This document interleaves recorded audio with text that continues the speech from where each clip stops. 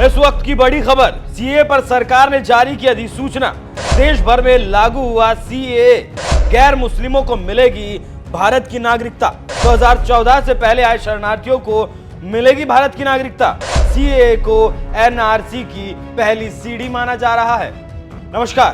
देश भर में केंद्र सरकार ने सीएए लागू करने की घोषणा कर दी है। केंद्र सरकार ने यह ऐलान कर दिया है। 2019 में जिस वक्त सीएए को लेकर कानून बनाया गया था, नागरिकता कानून में संशोधन किया गया था और कहा गया था कि जो हमारे पड़ोसी देश हैं जैसे पाकिस्तान, बांग्लादेश और अफगानिस्तान, यहां जितने माइनॉरिटी हैं, मतलब जो गैर मुस्लिम लोग हैं, वो हिंदू हैं, सिख हैं, ईसाई हैं, बौद्ध हैं और जैन हैं, इन सभी 6 कम्युनिटी को अब भारत में नागरिकता दी जाएगी। इस तरीके का कानून 2019 के चुनाव से पहले केंद्र सरकार ने बनाया था, लेकिन अब हाल फिलहाल की चुनावी रैलियों में, मंचों से केंद्रीय गृह मंत्री अमित शाह ने कई बार कहा था कि 2024 के लोकसभा चुनाव से पहले देश भर में सीएए को लागू कर दिया जाएगा। उसी कड़ी में अब सरकार ने जो वादा किया था, जो फैसला किया था, उसका ऐलान कर दिया गया है। देश भर में सीएए को लागू कर दिया गया है। हालांकि सीएए को जैसे लागू किया, उसके बाद देश के कई हिस्सों में सुरक्षा भी बढ़ा दी गई है, जैसे दिल्ली का नॉर्थ ईस्ट इलाका, जहां मुस्लिमों की आबादी ज्यादा है और कहा जाता है कि यहां रोहिंग्या और बांग्लादेशी भी रहते हैं, उन इलाकों में सुरक्षा बढ़ा दी गई है। लेकिन देश का एक तबका ऐसा भी है जो सीएए के विरोध में खड़ा है। शाहीन बाग में इसे लेकर प्रदर्शन भी किया गया, लेकिन बावजूद इन सब के केंद्र सरकार ने सीएए को लेकर अधिसूचना जारी कर दी है और अब इन लोगों को नागरिकता देने के लिए एक पोर्टल भी तैयार कर लिया गया है, जिसे जल्द ही खोल भी दिया जाएगा।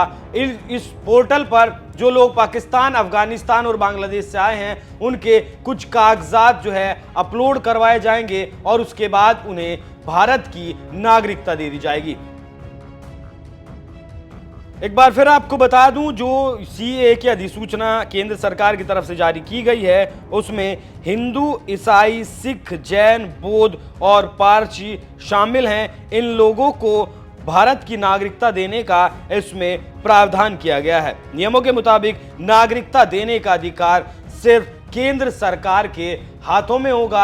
इसे कोई राज्य सरकार नागरिकता नहीं दे सकेगी। इसे एक उदाहरण से समझिए। जिस तरीके से बंगाल के कई इलाके हैं जो सीमाई इलाके हैं, वहां जो है बांग्लादेशी आते हैं और वो कुछ चंद रुपयों में फर्जी तरीके से भारत के कागजात बनवा लेते हैं और भारत के वो नागरिक बन जाते हैं। लेकिन अब ये जो सीएए के अनुरूप सिर्फ नागरिकता देने का अधिकार केंद्र सरकार को होगा और इसमें सिर्फ गैर मुस्लिमों को, जो पाकिस्तान, अफगानिस्तान और बांग्लादेश में जो हिंदू रहते हैं, जो वहां सताए जाते हैं, जिनका शोषण किया जाता है, वो लोग जो 2014 से पहले भारत में आ गए हैं, उन्हें अब केंद्र सरकार नागरिकता देगी। हालांकि यहां एक बात और साफ कर दूं कि सीएए का जो कानून है वो किसी की भी नागरिकता को छीनने का काम नहीं करता है, यह सिर्फ नागरिकता देने का काम करता है। इसमें मुस्लिमों को शामिल नहीं किया गया है, क्योंकि जो पड़ोसी देश हैं वो मुस्लिम बहुल देश हैं और वहां से जो हिंदू भारत आएंगे